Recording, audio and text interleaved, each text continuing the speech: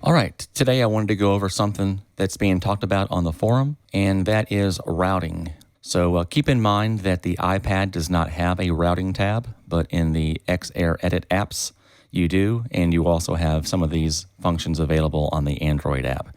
So in the Mac application here, I'm going to go into routing, and let's just do a quick overview. We've got 6 tabs across the front.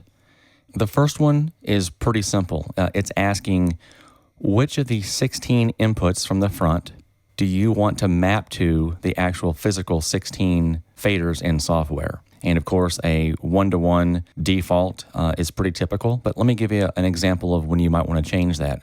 If you're in the recording studio and you have one vocalist doing overdubs and they're plugged into microphone input 1, and you want to record, let's say, 6 tracks of their vocal on tracks 1 through 6 of your DAW software, you certainly don't want to take the mic and change it to the input each time.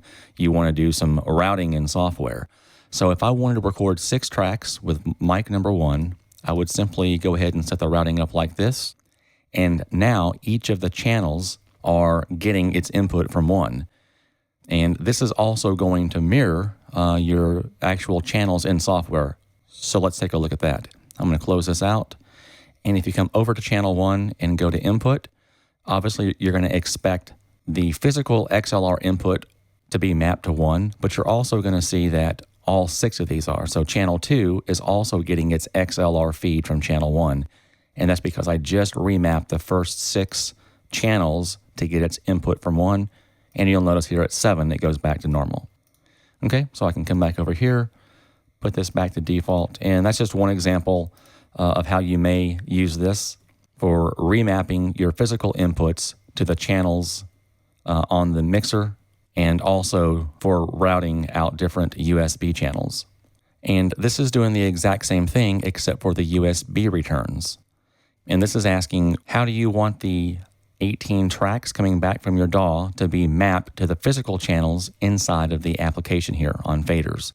And again, 1-to-1 ratio is going to be pretty typical. So if you've got a DAW recording of 4 tracks, you can have those come through on 1, 2, 3, and 4. If you wanted to process a vocal track twice, you could have vocal track 1 come in on channels 1 and 2, and then have 2 come in on 3 and 4, and so on. So these 4 tracks of USB recordings are going to be returning on 5 physical tracks or channels in your software on the XR18.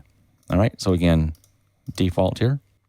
Now, the biggest thing here on this short video I want to go over is the options for where you tap or where you get your signal from as it goes out the USB outputs. And this is the main tab right here that you're going to want to use if you're doing USB recording. Now, you're going to be either in 2x2 mode or the 18x18 mode. And it's asking, where do you want to get your first 2 USB outputs from? And in my case, I am recording post fader left right, typically when I do a 2-track recording here. But the bigger question is, what do all these options mean here? And they're pretty simple. These first 2 are going to get your signal pretty much before everything in line. So that's coming pretty much straight off of the mic preamp, directly out the USB with no processing. And that's typically what you want when you're recording, so that you don't accidentally have the wrong EQ or too much compression. Now, some of the other options here are pre-EQ. And so pre-EQ is going to be just before the EQ, but it is post your high-pass filter, your gate, and your compressor. And you may want that if you really want to maximize your levels to the hard drive. Okay. Post EQ, of course, is going to print the EQ setting that's on your channel strip here, but it will also record any changes that you make live. So you have to watch out if somebody's, changing your EQ a lot as well as your fader. You really don't want that.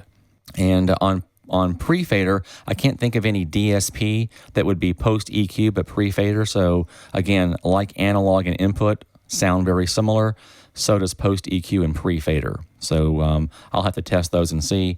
And finally, obvious, post fader is going to record everything that's coming down through the DSP channel strip and your fader.